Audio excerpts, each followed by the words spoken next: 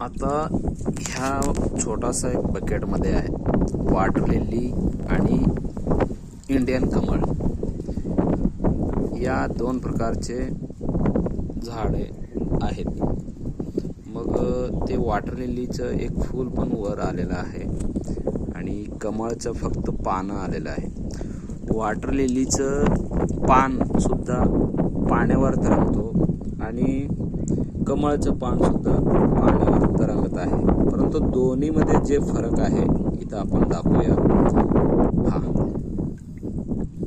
आता वॉटर लिलीच्या पानावर पाणी टाकल्यावर ते पानं आत जातात, परंतु या कमळच्या पानावर पाणी टाकल्यावर एक थेंब सुद्धा त्यावर थांबत नाही, सगळं पाणी आत जाते आणि पानं जे आहे ते वरच तरंगत राहतो आणि एक थेंब सुद्धा पाणी कमळाच्या पानावर राहू शकत नाही, सगळं पाणी पाण्यात मिसळून जातो।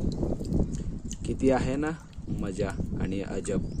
निसर्गामध्ये असं भरपूर गोष्टी आहेत, ते आपण बारीक निरीक्षण केल्यावर लक्षात येतो।